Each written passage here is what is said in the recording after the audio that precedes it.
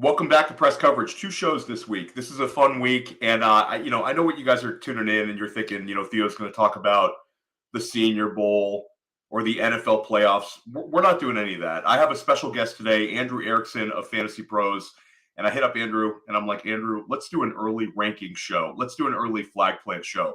So we're excited for today. You've heard Andrew Erickson on Player Profiler. I'm sure you listened to him on Fantasy Pros. Andrew's been on Mind and Mansion with Matt Kelly. Andrew's come on First Class Fantasy with Billy and I. I believe this is your first time on press coverage, though, Andrew. So welcome. We try to bring in the sharpest guests, try to find actionable information to help you win in fantasy. And I don't care if it's January or whether it's April, this kind of stuff, when we start doing our process and evaluation of players, sometimes it's better when it's fresh on the mind from this previous season. So, Andrew, welcome into press coverage. Let everybody know what you're doing this time of year.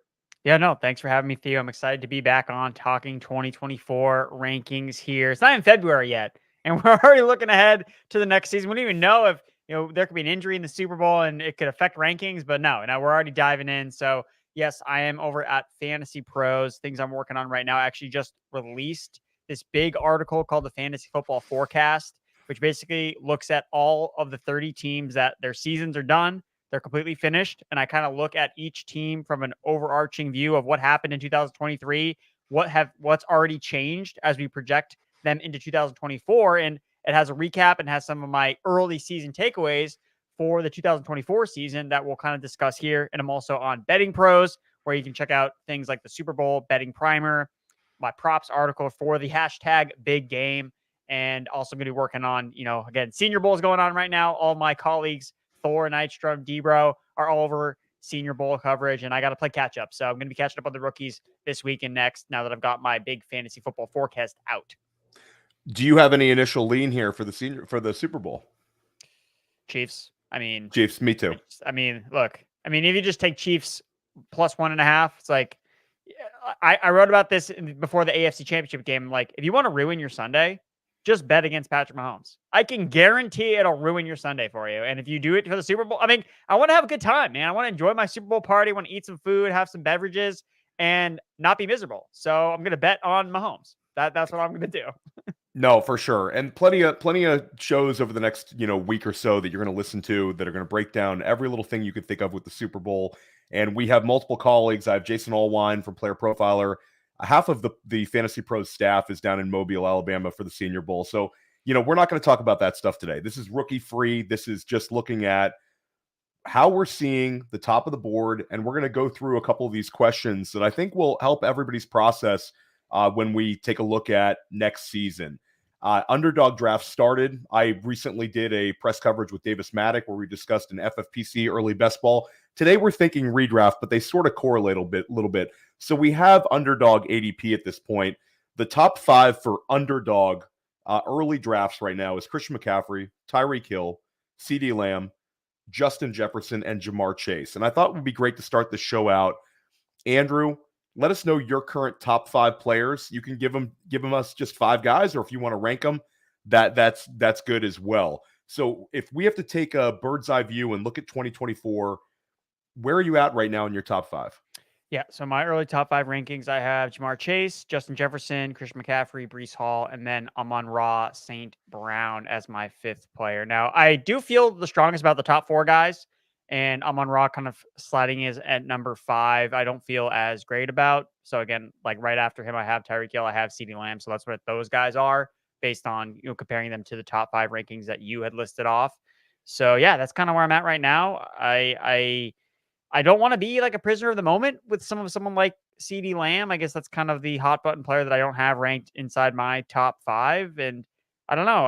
I guess I'm somewhat not skeptical, but yeah, he was wide receiver 1 this past year. And all it took was Tyreek Hill getting hurt, Justin Jefferson getting hurt, Ja'Marr Chase losing his quarterback. Like, a lot of things kind of worked in CeeDee Lamb's favor to kind of vault him up to be the number 1 wide receiver. And to me, it's like, yes, he was very good. He took that step last year, but we're not drafting last year's teams. Like, we're drafting ahead of time. We're drafting for 2024. So I think that it was really the perfect storm for Lamb last year, whereas everyone else kind of fell apart and kind of opened up the door for him to grab that wide receiver 1 by default. And I'm just not so sure that he's going to do it again. And by scoring a lot of fantasy points. Yeah, but Chase didn't have his quarterback. Jefferson got hurt. He didn't have his quarterback either. Yeah, and not those guys all over Lamb last year.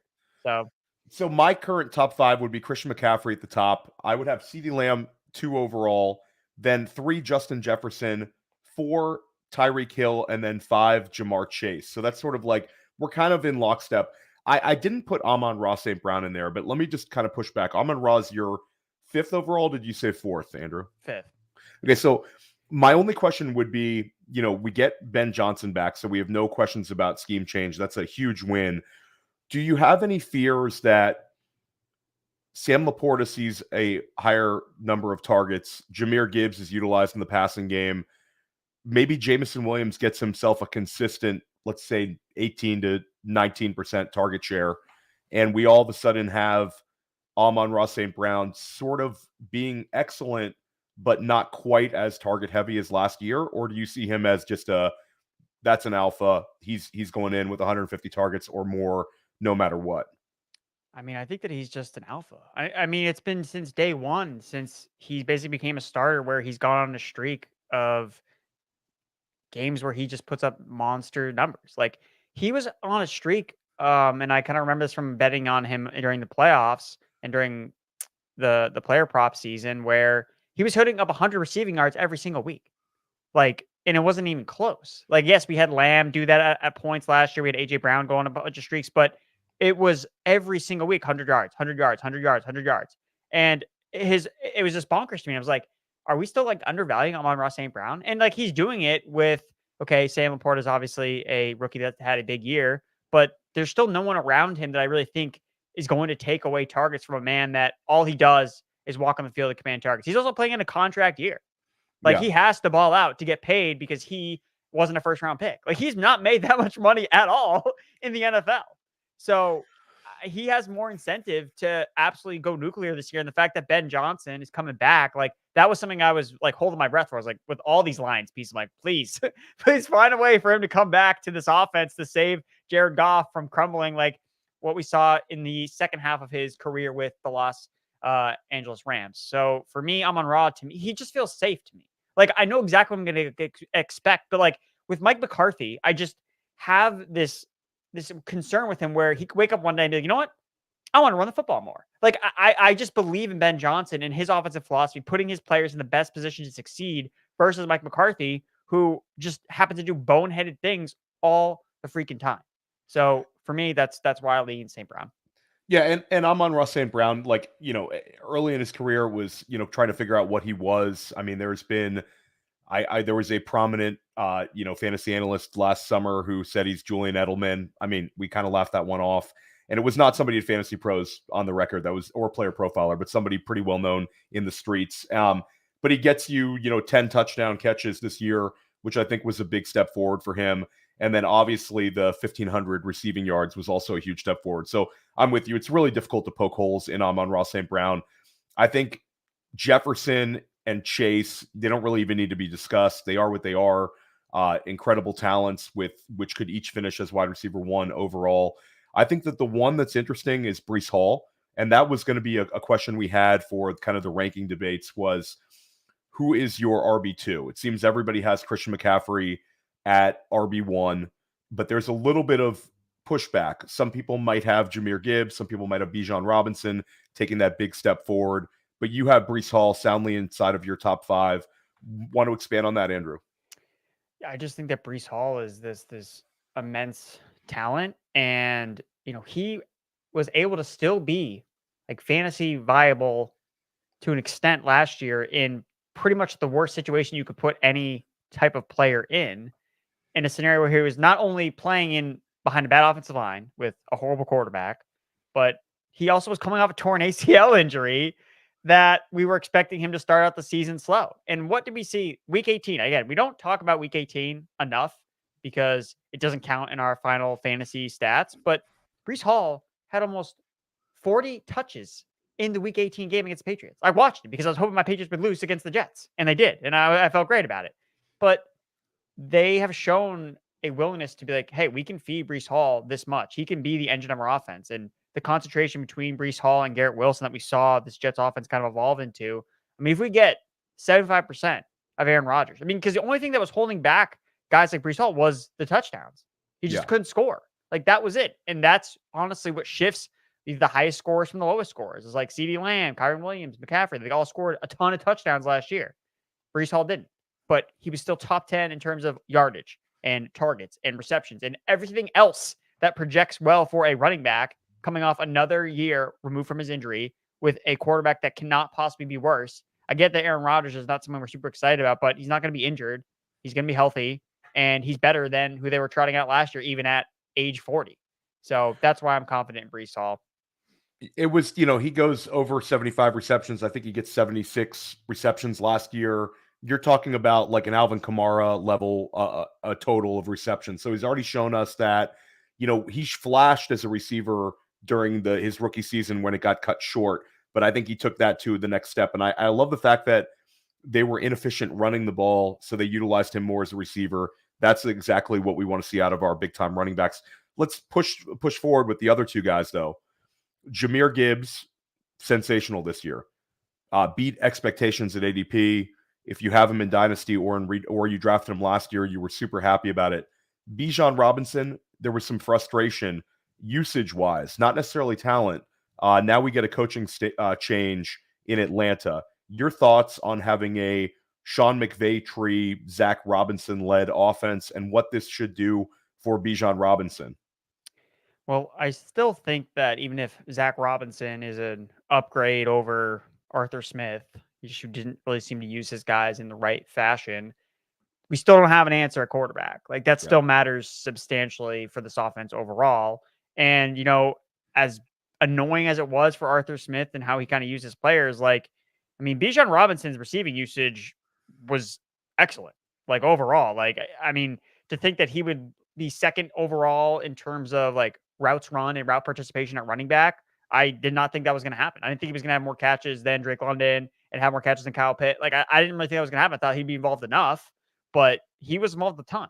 So give Arthur Smith some credit for that. Now, the issues were more around the red zone. And it's like, hey, who are you going to use as your red zone running back? Like, that was really the bigger issue because they kept using Tyler Algier more in the red zone than Bijan Robinson. But Tyler Algier was still like a decent back and had a good rookie season. So I can't really blame him. Again, you spend a guy draft capital 8th overall to use Bijan. So it's like, we should probably use him a little bit more, especially score touchdowns. But it's not like Algier is a horrible running back to use. So, but yeah, I do think that, Robinson coming in is good overall, but who's under center? Because that's ultimately what's going to be the driver. Again, if they want to bring Ryan Tannehill, like someone like that, like just a steady body that can distribute the ball and not be just utter chaos, then I think we could get somewhere with these Falcons players.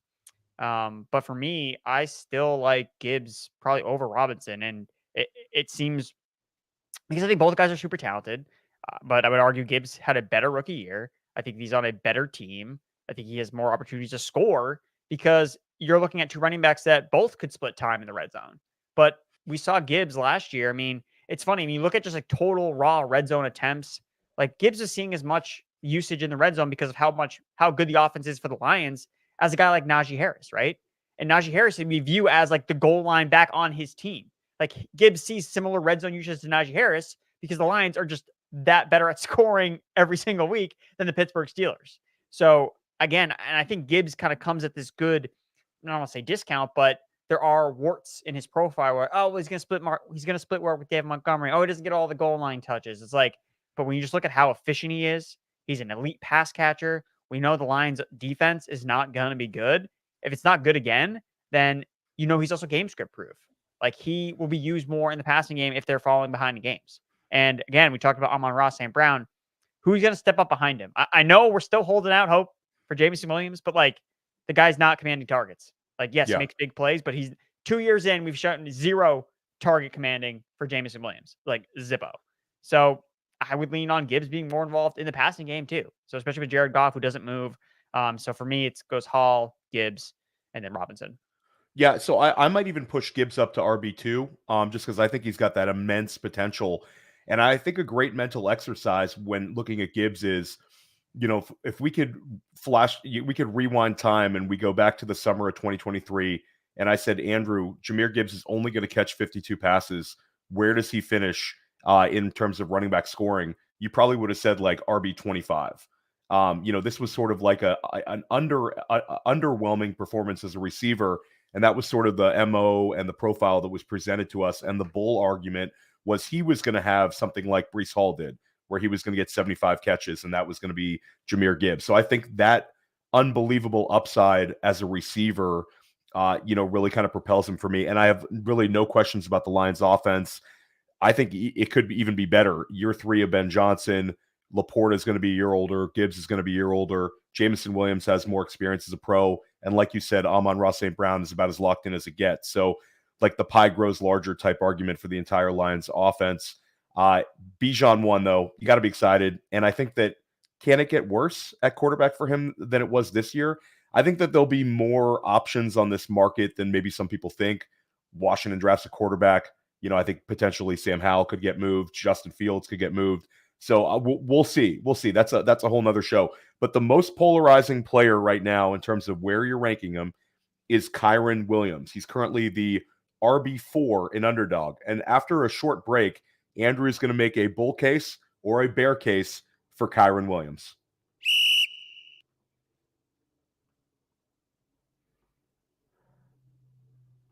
Oh, I see it every day online, every single day. Hey, that looks like a great fantasy team in an 8-team league. Oh, wish I could be in a league with you, right? Well, guess what? Now you can respond with, sure, let's play on Bettle. That's the beauty of this platform. This new Bettle platform standardizes all position scoring. So you just load your team and you challenge your friend, your colleague, Twitter troll, and you can browse other teams and issue challenges. Bettle is revolutionizing fantasy football. And with code UNDERWORLD, you get a $100 instant deposit match plus a free $10. So even if you deposit $20, you get $50. Think about that. So go to Bettle.com. The code is UNDERWORLD. Bettle.com. The code is UNDERWORLD. Or click a link in the description. It's fun to be right.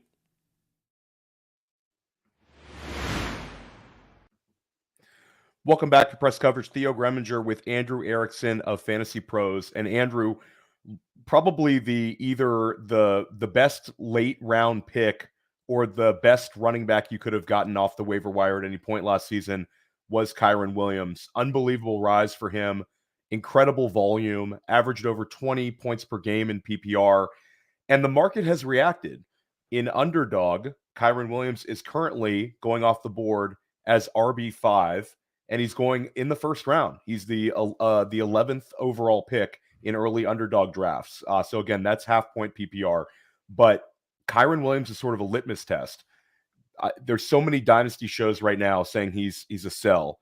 There's been multiple early rankings where I either see people extremely bullish on him or incredibly bearish on him with fears that this could be the next James Robinson. Where are you at on Kyren Williams? Was this a situation of the moment and a guy that made the most of essentially a 1-year wonder? Or is this a guy who could be like a Terrell Davis, Alfred Morris type that could hold value for several seasons? Yeah, Kyren Williams is definitely going to be one of the most polarizing players to talk about, to draft all season long. But I guess where I kind of settle on him with Kyren is, look, when he's healthy, like he's going to be a top 5 running back. Like, I have no doubt in my mind that, Sean McVay loves this guy. He was the second most productive running back in terms of points per game behind only Christian McCaffrey last year. So, like, there's a price where you have to be willing to pay for that player, even though he comes along with some red flags. In terms of, he doesn't have great draft capital. The injuries have kind of been worrisome. The last 2 seasons, he got hurt his rookie year, and then he got banged up this past year. Again, he's undersized, 195 pounds. So there are concerns. So I guess for me, it's like, I can't imagine he stays at RB4, RB5 all off season long. I feel like he's going to probably be talked down more than talked up because people will get cold feet. It's really about a price point for me with Kyren Williams, where I have him ranked RB4 in my rankings, but I kind of feel like, okay, am I being a prisoner of the moment here? Is it really more about based on the production? And I guess for me, it's like, what are people weighing more? Are people weighing more of his actual production? Like, okay, this is going to sustain, or is it, no, we're out on this guy? Because if people are out on this guy and he starts to trickle into, okay, now he's a second round pick, he's not a first round pick. Well, there's an opportunity to buy here. And if the Rams don't invest in any type of running back, even if they do, I think that's probably an opportunity to buy Kyren Williams at a cheaper price. So would I be willing to draft him right now as RB4? Like, probably not, because I think that his price is probably going to go down. Like, I can just see the rhetoric where when you're looking at the top guys, Kyren Williams to me does not scream out like, oh, this guy's safe, right? I don't think he profiles as that, but that doesn't mean he can't be drafted. Like, you got to take some risks even in the first round, because what's the reward with Kyren Williams? Oh, the second highest scoring running back in fantasy football. Like, that's who it is. I think that you could go several ways here. So the chat, we have Permar saying that, Kyren Williams is injury prone, too small, and not that good. I would push back on that. I think he, if a guy's going to score 15 touchdowns, he's got to be pretty good. Injuries, we don't have a big enough sample size. I mean, year one missed some time, and then year two missed a little bit. I don't know, Permar. I think it comes down to me more opportunity cost than anything, because if you're drafting early, like especially in best ball, you're taking Kyren Williams ahead of Garrett Wilson, you're taking him ahead of AJ Brown, and then you're taking him ahead of a back with a lot more sample size in Jonathan Taylor. So definitely polarizing. It seems like you're sort of neutral on this, Andrew. That's kind of where I'm at too. And another great point is from Toronto Dave is, if you're in the middle on Kyren, you're going to have 0. And I think that's okay, because I think there's going to be people out there that are way bullish. There's people that are incredibly bearish, like Davis Maddock and Matt Kelly, the Podfather, are completely out. They don't want anything to do with him in early drafts and in Dynasty. So I'll take kind of a neutral approach here. It's definitely like a hold your breath summer.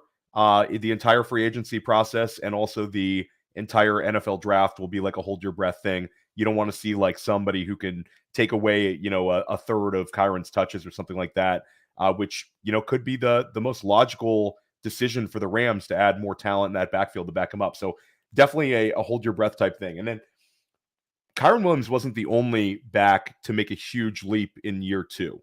We also saw Rachaad White and James Cook and also Isaiah Pacheco take big steps forward. Right now in Underdog, Rachaad White's RB10, James Cook is RB12, Kenneth Walker is RB13, and I was actually a little bit surprised to see that Isaiah Pacheco has settled in at RB9. So you have 4 running backs that are heading into year 3 that all took big strides in year 2. So between Pacheco, Walker, White, and James Cook, which would be the player that you're sort of most excited about heading into the offseason, Andrew? I think for me, it's probably James Cook. Just kind of looking at the coaching changes that they've made in terms of bringing back Joe Brady. We saw Cook really explode in the Bills offense, get more involved. He was second in carries per game, 4 targets per game, 3 catches per game, 181 touches from week 11 onward. That was 20 touches per game, nearly 16 expected fantasy points per game. That was 9th, and 14 points per game, which was 13. So he was pretty much doing where he's being ranked, and that was accompanied by no touchdowns. That's the thing with James Cook. I think at worst, okay, he's going to be a low-end fantasy RB1 because we know he's explosive. We know he can make plays as a rusher and a receiver, and it's just about, does Josh Allen score 15 rushing touchdowns or not? That's how it gets flipped, is if James Cook ends up scoring those touchdowns, oh, there you go, you have a top 5 running back. That's how it happens. And again, with touchdowns, sometimes they're hard to project. No one could come out and say, oh, Tony Pollard's going to be second in the NFL in red zone touches and score 5 touchdowns. You can't say that confidently, but then it happened, right? So with James Cook, if for some reason they dial back Josh Allen as a rusher in the goal line and it just changes, and then they use James Cook more in that role, Tavius Murray's going to be free agent, so he's gone. He had a bunch of carries inside the 5-yard line and never could score. So if those carries go to James Cook, okay, boom, now you're cooking with gas. You have a running back who can get there as a low-end RB1 without touchdowns, and now you're layering in touchdowns, because ultimately, again, we talked about it at the beginning of the show, the guys that post the elite seasons, they do it because of touchdowns, because they get insane red zone usage. So if James Cook falls in the positive side of that type of variance, then that's how I can get excited about him. Whereas with Ken Walker, with Rachaad White, we have new offensive coordinators coming in. We don't know who the Seahawks offensive coordinator is going to be. Zach Charbonnet wasn't great as a rookie, but I think it's still telling that he still played a lot. Like he Yeah. still played a lot of snaps. And that's something I always try to remember. We talked about this when we faded Alexander Madison to oblivion last year, where this dude could never get on the field unless somebody got hurt. That's telling. But when someone's on the field alongside the starter, it shows that, hey, he actually might be good. Like, why else would they be playing him, even if he's not always getting the ball necessarily? So I think it's telling that Charbonnet was at least play a lot as a rookie, out snapping Ken Walker in a lot of games at different times during the second half of the season when he was healthy. And then Rachaad White, does this Bucs offense just take a step back without Dave Canales? Like, that's a big concern for me. We saw the Seahawks offense kind of take a step back after they lost him. Baker Mayfield, again, played well above expectation this year. Okay, well, now he's coming back with expectations, assuming that he comes back to Tampa Bay. Now, what does that mean for Rachaad White? Do they add more competition to Rachaad White? Because, look, if they had any other running back last year besides like an injured Chase Edmonds, Sean Tucker, like these dudes that just can't flat out play, they probably would have tried somebody else besides Rachaad White. As proud as I was to be a Rachaad White stan last year, like I was worried the first 4 weeks in. I was like, oh man, this is not looking good. But they had no one else to turn to.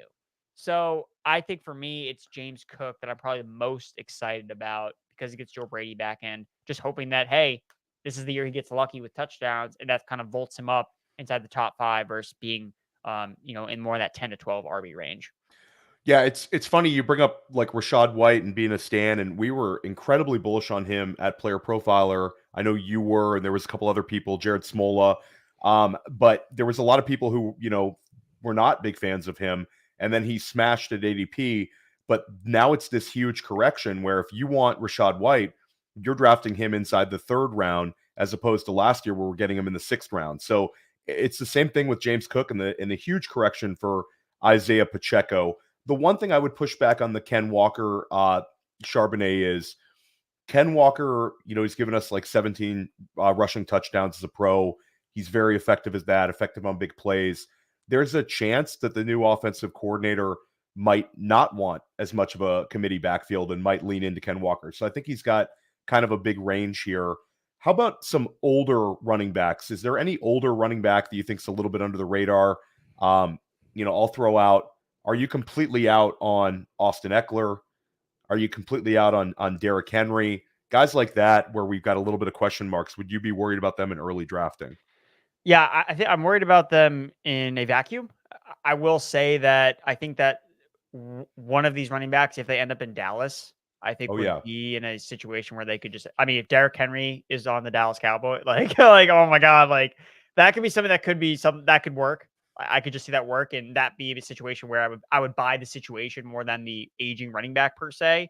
But where I don't know where their landing spots are, yes, I would definitely say I'm out on those guys. But the guy that I like, who I feel good about his situation, is James Conner. Look, he absolutely smashed when Kyler Murray came back last year, week 10 onward, RB7 overall, RB6 in points per game. And I get the rhetoric around James Conner is always about the injuries. Yeah, he plays running back. So yeah, he gets banged up a lot because he plays running back. But I think that when you're looking for offenses that could perform above expectation, I'm looking at Arizona. This is an offense that every game that they play, and this is coming from my betting background from last year, every game they played in Arizona went over the projected total. Every game was a shootout in the desert. Every single game in Arizona was a shootout. Like, this offense can score points, and their defense still has a lot of work to do. So I think this offense can be fun. And James Conner is in a contract year. He's 29 years old. What are they going to do? Feed Michael Carter? Feed Amari DiMercato? No, they're going to just feed James Conner like they've done the last 3 seasons. So I like James Conner, especially with, I don't know what his ADP is. Can't imagine it's super high. But with Kyler Murray back, this offense could be top 10. And I want the running back who gets the bell cow usage in that backfield. James Conner currently RB23 on Underdog and free in Dynasty if you want a source you can offer him a third. People every offseason, it's an annual tradition that people think James Conner is just dead in fantasy. And then the next year he puts up RB2 numbers, and then we have this same conversation again. But we looked at guys who produced in year 2.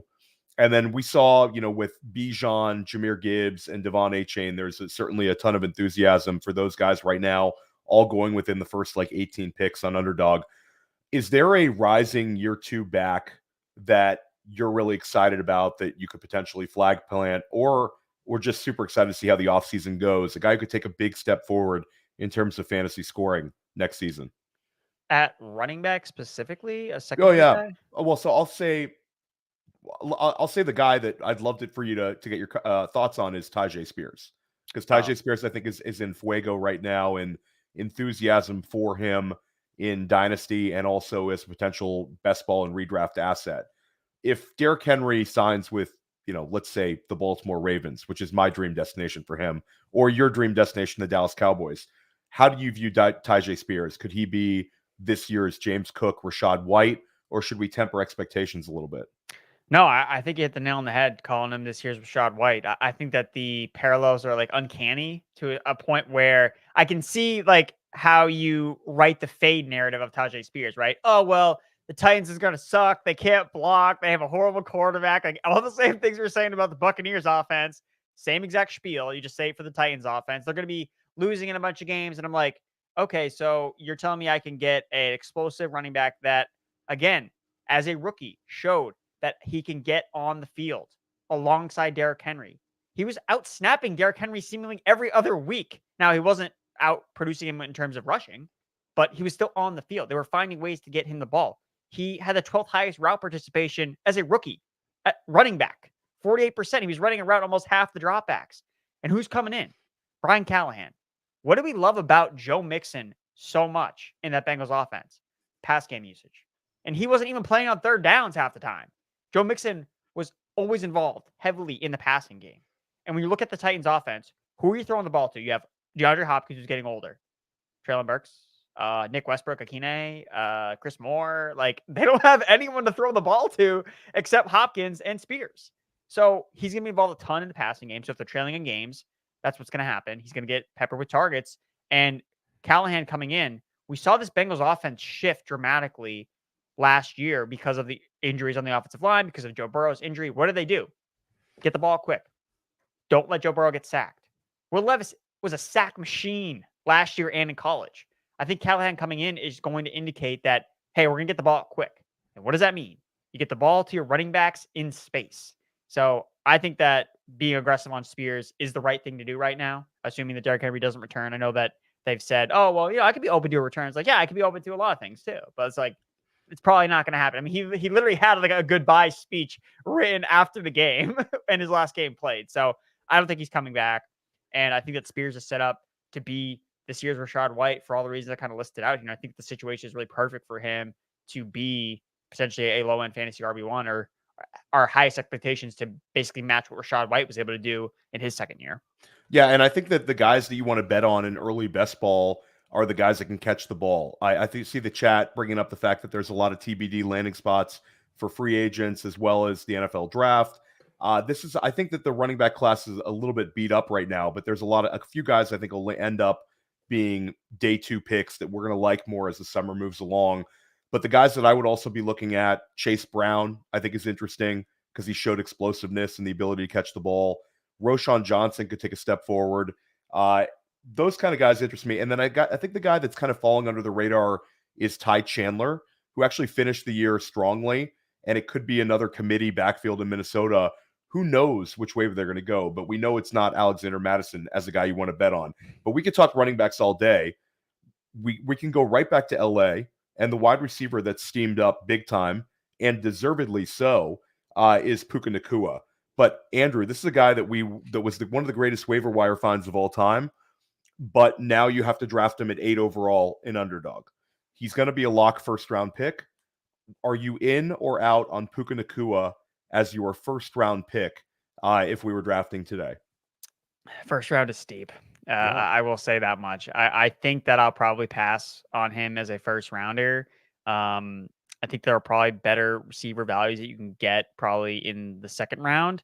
And I think it really is probably going to go to more of your flavor of, okay, if I take a running back over Puka, then who's the receiver I can get back versus the receiver I take. If I take Puka first, who's a running back I can get in round 2? I'm going to envision that I don't like that as much. That I'm probably going to like going after the running back first before we start to kind of see like a cliff where, again, I kind of see it between like that Jonathan Taylor, Travis Etienne like kind of range. Like after that, I kind of start to see like the cliff fall a little bit with running backs, where I start to get more concerned about, what their workload is going to be like, how productive they're going to be. Whereas receiver, we know that, especially at the top, like it's really hard to find like major differences. Like, so what's Puka's ADP for receivers specifically? Wide receiver 6? He is currently wide receiver 6. Yep.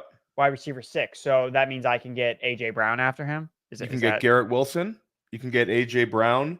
And then if you want to wait into the second round's loaded. DJ Moore, Deebo Samuel, Brandon Ayuk. The second round is strong at wide receiver right now. And then so what does that mean? Does that mean Pittman is in round 3, round 4? Michael Pittman currently is at wide receiver 19 at 29 overall. So there you go. Now you found your flag plant, Andrew. Whoa, 19? Whoa! Oh my God! Wow, that's crazy. Time to get yourself into some underdog early drafts, Andrew. Oh my God! Now we got you back in the streets, and we love it. But let's stay. So Puka, we'll say the price is about as high as it can get. I think it's more of I like Puka Nucua, but am I going to win? How much upside do I have selecting him at 8 overall? It's like that's higher than Amon-Ra St. Brown was going last year. That's higher than AJ Brown was going last year. And both of those guys, we had a larger sample size of like continual high-end fantasy production. So I think I'm with you. It's hard to press that button at 8 overall. Even structurally, that's a difficult one. One player that the market has not beat up as much as maybe I anticipated is Stephon Diggs. Stephon Diggs is currently going at 25 overall at wide receiver 14. It was like a tale of two cities. He started the season on an unbelievable tear and then finishes it in horrible fashion. Gave us like multiple weeks where he's scoring less than 10 PPR points.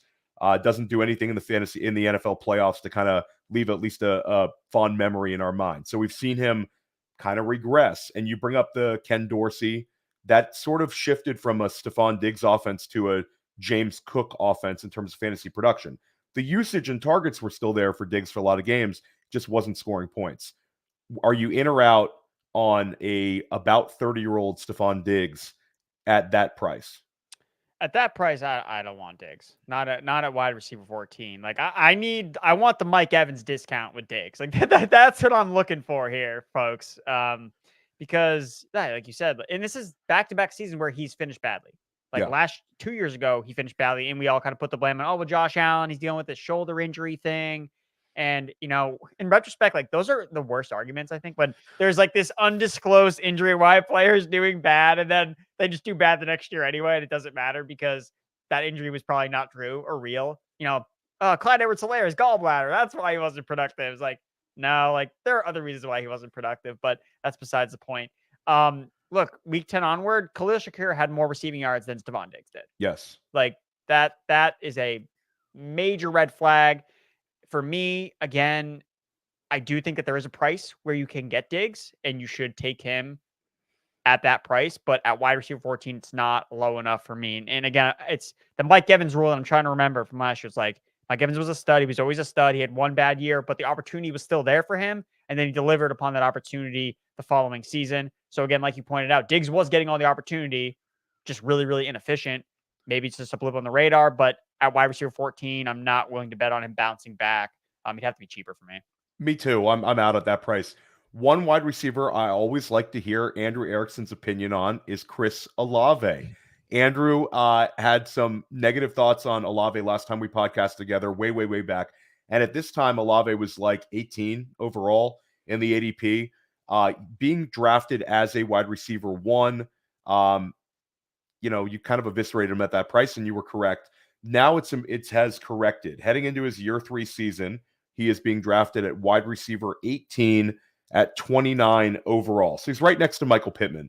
Are you in or out on Chris Olave year 3 with Derek Carr? Okay, cool. Because that was the thing. I never doubted Olave as a talent player. Never did. But I was like, guys, like Derek Carr is not an upgrade. Like, I'm sorry. Yeah. Like, this is not an upgrade. And we saw that play out, and it was horrible. It's just watching Derek Carr. But I would say at that price, yeah, I am in on Chris Olave. I have him right lockstep with that price in my rankings at wide receiver 17, because I want to point this out because, again, it's someone that's been very, suspect of Chris Olave as a fantasy producer, not as a player, because sometimes there are players that are better in real life than fantasy. I think Olave's kind of been that the first 2 years in the NFL. He and Derek Carr did start to gel a little bit in the second half of the season. Weeks 12 through 8, Olave ranked second in the NFL in catchable target rate, 89%, 12.8 12.7 points per game. That was wide receiver 16. And so they lowered his average depth of target a little bit so that Carr could get him some more easy completions. Again, before weeks 12, he had a 76% catchable rate.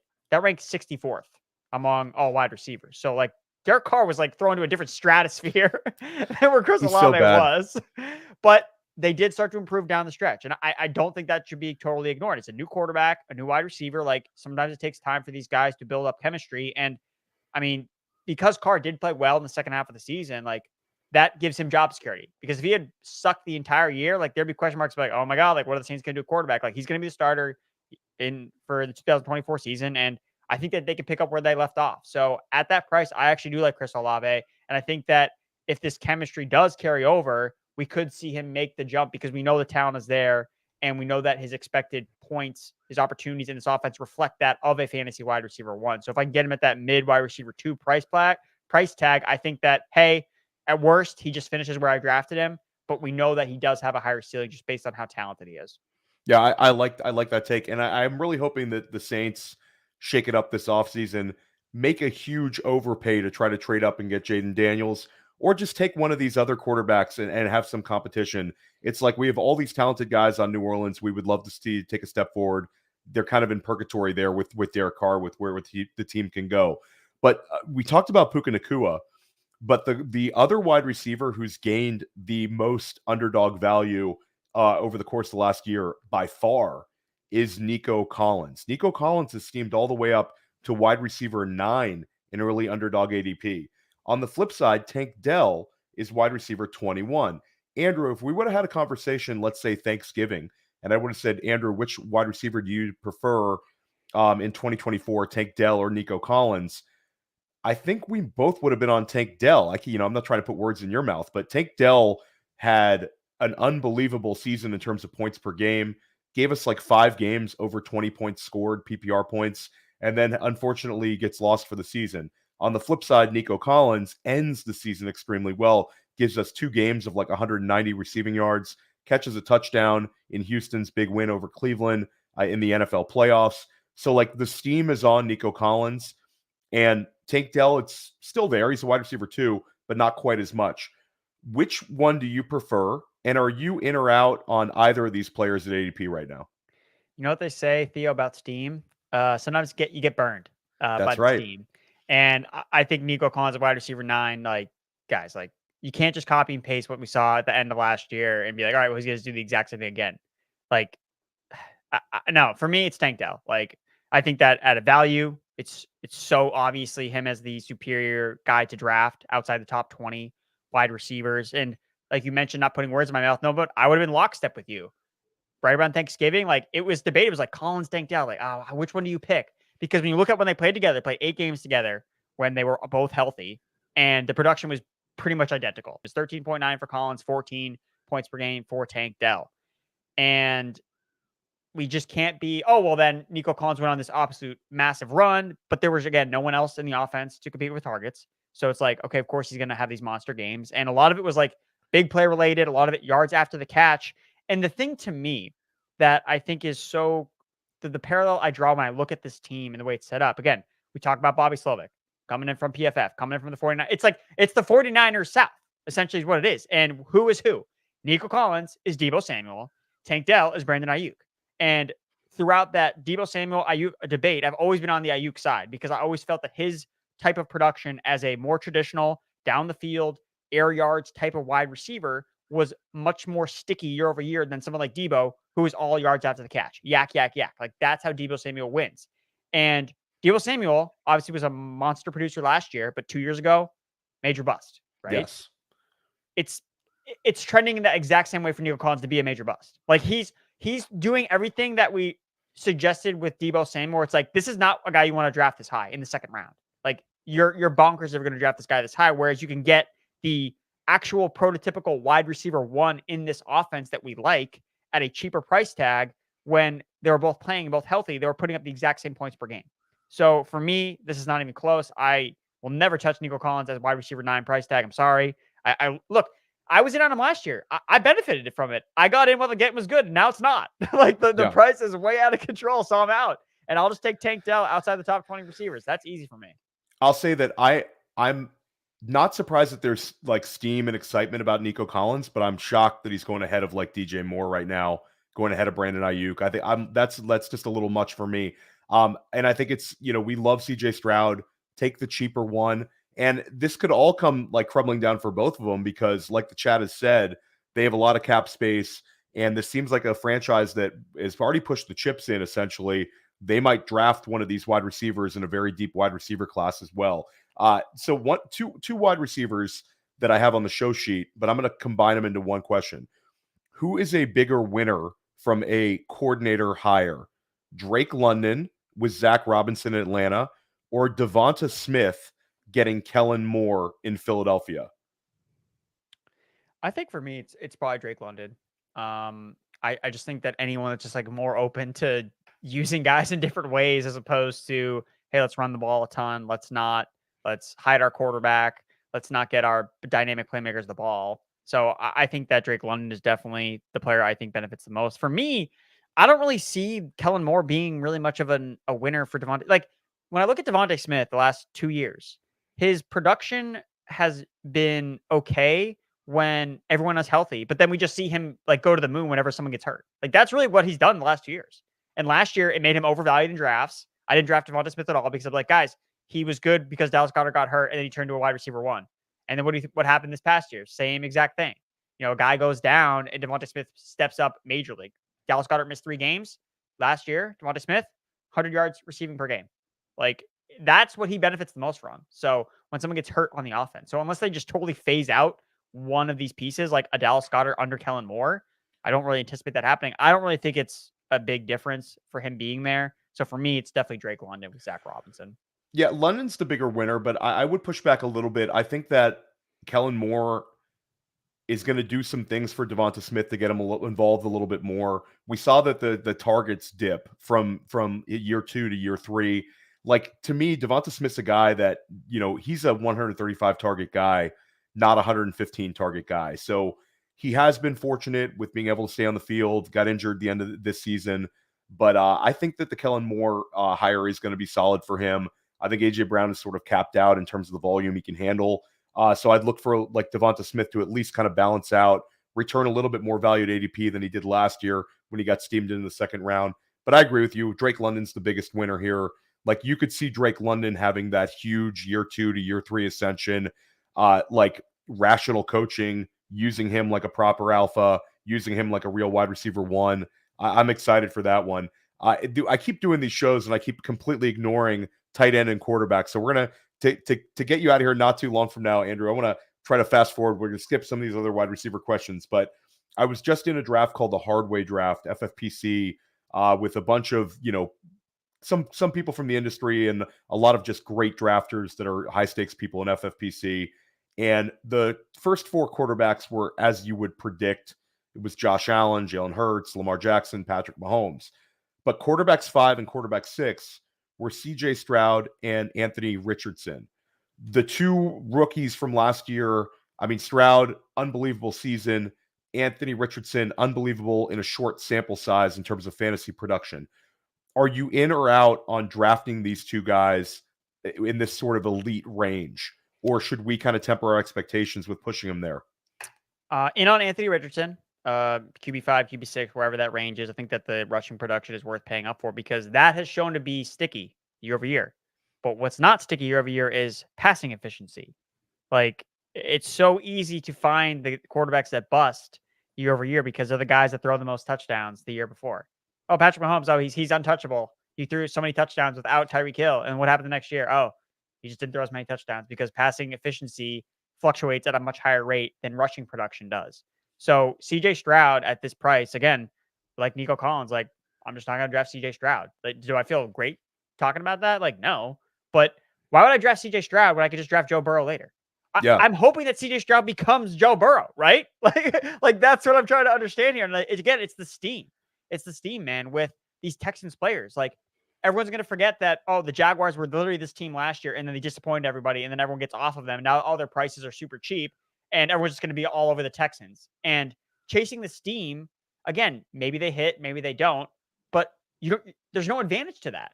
Like you have to expect them to do exactly what they did last year, which is hard enough to do because of how good it was last year. They can't exceed expectations anymore. Like they have to meet expectations just for you to meet their ADPs. So I see no advantage in drafting these super expensive Texans players after one season. So I think that's ludicrous going after just chasing the touchdown efficiency. Again, he posted the best touchdown interception ratio, the highest passing yards per game. Like, so he's just going to be better next year? Like it doesn't work like that. Success is not linear, Theo. As a very successful man that I bet you are, you know that success is not a linear path. It's very like up and down like this. Yeah. So Stroud's not going to just pick up week one and be like, oh, 300 yards again. Nico Collins, another 150-yard game. Like that's not going to happen. But for rushing has shown to be more sticky. So that's why I like buying Richardson at that price, but not CJ Stroud when there are other passing efficiency players that I can just buy the dips on. Like the Bengals, for example, are just like the easiest buy low team because they're just being written off because all their guys got hurt last year. Like Joe Burrow was averaging nearly 22 points per game, like when he was healthy. And, you know, the thing with Stroud is I always try to look for the 20-point per game threshold when it comes to quarterbacks to kind of look at them as like truly elite assets. Stroud was under 20 points per game last year. Like he wasn't even technically an elite asset because he's really not that much of a rusher. So for me, I'm not paying that price. Yeah, it's actually kind of shocking how high up he's been steamed. I thought that could have been maybe a one-off draft. You know, I was in where somebody wanted to flag plant him. There's a bunch of people flag planting. I flag planted a couple guys, but then I see the early underdog returns, and like you bring up Joe Burrow, CJ Stroud is going 25 picks ahead, more than 2 rounds difference. So God. I'm with you on Anthony Richardson, though. I think like if we have a mental exercise, if you're going to draft one of the first 4, you're betting on those guys finishing as QB1. It's in the range of outcomes. For several of these guys, we've seen it. You know, we've seen Lamar Jackson. We've seen Josh Allen do it like 3 times now. You know, certainly Patrick Mahomes if he gets the weapons. But when I'm drafting in that quarterback like 5 through 9 range, then I really think I need to bet on that player being QB1 overall material. And Anthony Richardson has that in his range of outcomes. Stroud's not going to give you that rushing upside that he could do it. He'd have to throw 55 touchdown passes or something to do it. I mean, that's what the underdog drafts are expecting from Nico Collins. So yeah, that's right. That's right. The Houston Steam. Jordan Love, though, has settled in as QB 11. He was quarterback 5 overall last season, and he had 7 quarters of tremendous play in the playoffs. So he's, you know, and let's remind everybody those were road playoff games as well. Flawless in Dallas. And then made some very, very good plays against San Francisco before kind of whittling away in the fourth quarter. But young weapons last year. He had all first and second year players at tight end and wide receiver. Finishes as QB5. Gave you some nice rushing production to go with, you know, solid passing production. Now he's QB11. So he's going ahead of Brock Purdy, going ahead of Kyler Murray. Where are you at on him at that price? Do you think that makes sense?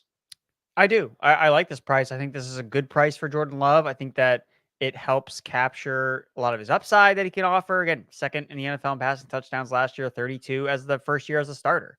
Like why is he not getting like CJ Stroud love? Again, he's not a rookie, but it was his first year starting. He's still a young player. Isn't he younger than Kenny Pickett? Like, isn't he like, he's got to be younger than Bo Nix. Like, I know that guy's super old. But no, I think that Jordan Love is a great pick at QB11. He's someone I'm circling on early draft boards at quarterback.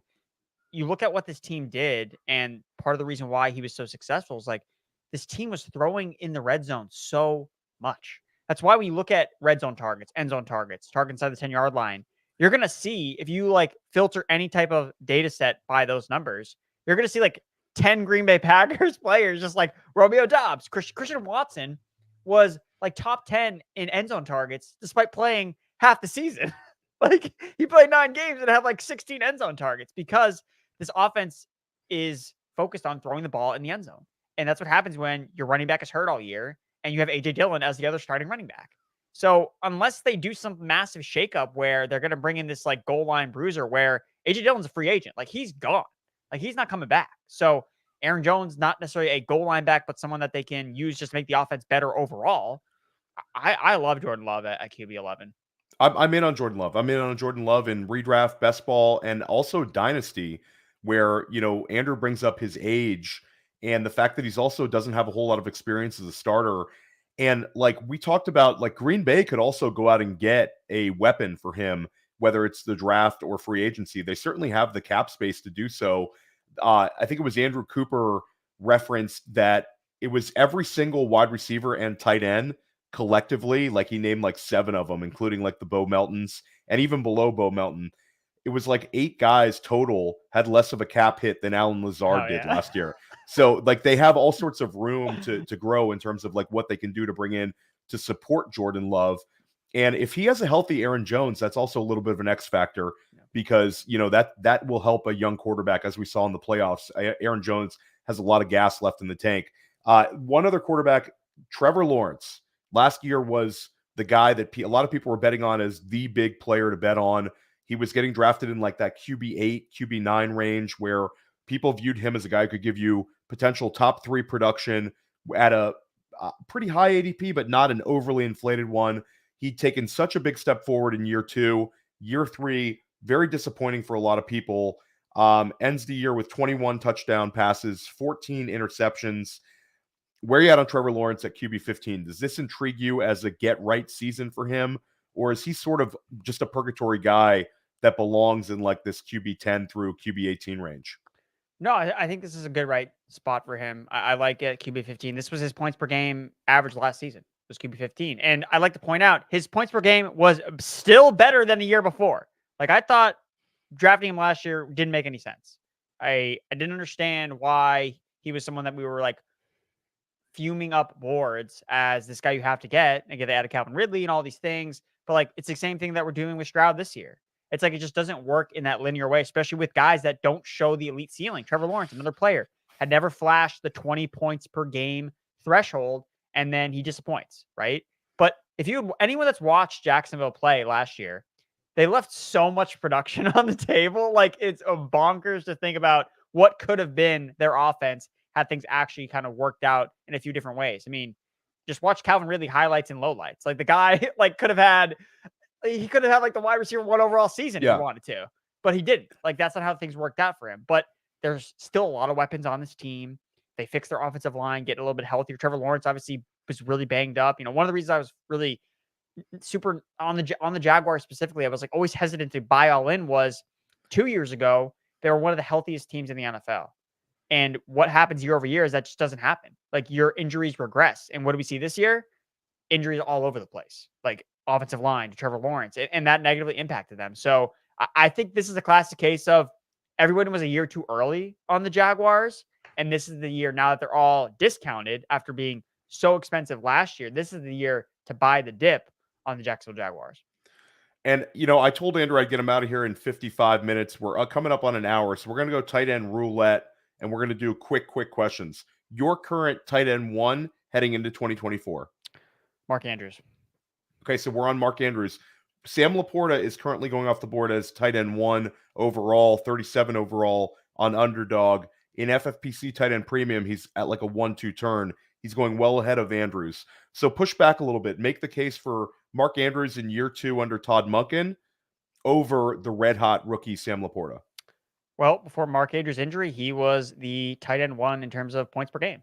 Like, we have a bigger sample of Mark Andrews being an elite producer. Again, Sam Laporta's had one really great year, excellent year, historic rookie year for a tight end. But tight ends are players that are more likely to get hurt, right? That's something I looked at when I was looking at tight end busts. It's like, if you don't want to take the risk of drafting a tight end early, it's because they get hurt a lot, just because of the nature of the position. We saw Mark Andrews get hurt last year, and Laporta was healthy for most of the season. See if he can keep that up into year 2. David Njoku, red hot to end last season with Joe Flacco. He's settled in at tight end 8, so not like crazy, but certainly higher than we've seen David Njoku being drafted for the last few seasons. In or out on David Njoku as a guy who can keep up this sort of high-end tight end production and give you a potential top 5 tight end season? I'm in. Last And few seasons, Njoku, second only to Travis Kelce in total red zone targets. Second. tight ends are like wine, guys. They age well. It's not like other positions. And Jake Ferguson, he's tight end 9. Is this a guy that was just a situational producer and has a great playoff game where he catches 3 touchdown passes? Do you think Jake Ferguson is a very talented player or just a plug-and-play guy with Dak Prescott? I think he's a plug-and-play guy with Dak Prescott. Like, again, with Lamb and Jake Ferguson, it's like if Tony Pollard had just scored more touchdowns, then that would have been negatively impacted by those guys. Like, Lamb was first in red zone targets. Jake Ferguson was first in red zone targets at their positions. Like, they're not going to be in the red zone nearly as often, I don't think, next year, just because of general regression. And whoever the running back is, maybe it's not Tony Pollard, but whichever running back is in Dallas is going to score more touchdowns than Tony Pollard did this year. So that's going to negatively impact the receiver and tight end that were benefiting greatly from all those red zone opportunities. Dalton Kincaid currently going off the board at tight end 5. Trey McBride currently going off the board at tight end 6. So a little bit different than I would have anticipated in terms of the early underdog ADP. It seemed like the market was more hot for McBride, but it's actually leaning Kincaid. Where are you at with those 2 players? Who would you rather have heading into next season? Oh, that's easy. Trey McBride for me. I don't think that's even close. I'm very shocked I was shocked by Michael Pittman's ADP, but I am generally shocked by McBride behind Kincaid. Yeah, that one I'm actually very shocked at as well. He went off the board as tight end 4 in our hardway draft. I think I took him I got him at like the 312, which was we've seen him going off the board a little bit higher in some of these FFPC leagues. So the FFPC market, obviously tight end premium, is valuing him more than what we're seeing on Underdog. But Andrew, I've kept you now over an hour. This was awesome. I can't wait to chop it up with you this offseason a little bit more, whether it's First Class Fantasy or press coverage. Got to tell the Podfather to have you back on, but we're going to give him a time limit as well. No 2.5 hour Mind a Mansion. Don't worry. But let everybody know where they can find your work, Andrew. Yep. So you can find my work over on fantasypros.com. I have my 2024 fantasy football forecast that came out. So write-ups on all 30 teams, minus the teams playing in the Super Bowl, and over on bettingpros.com as well. So if you want to have some fun, tail some bets, fade my bets. If you think I'm an idiot and you want to fade me, then you can see all my bets there. They're all synced up with the Betting Pros app. You can see them and you can fade all of them, and maybe you'll have a profitable Sunday for the Super Bowl. Don't fade Andrew, guys. Don't fade Andrew. You want to listen to those player props. He's really good at those. Check out his work over on Fantasy Pros. Make sure you're following him on Twitter. Andrew's dropping sharp work all season and all off season. Tomorrow, First Class Fantasy, we're going to be back. Billy Muzio and I are going to take an early look at NFL free agency and the impact that it can have on fantasy football. And then Friday, I have Garrett Price of Dynasty Nerds coming on for a Dynasty Life. We got you covered all offseason long here at Press Coverage. Some of the sharpest guests in football. Stick with us all offseason long.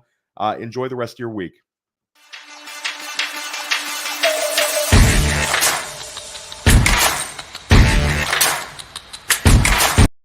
Hey, I want to take a moment to thank you for tuning in. It's important to me that all of our media be free. This is only possible because of you allowing a true independent sports media enterprise to thrive unlike any other in the business.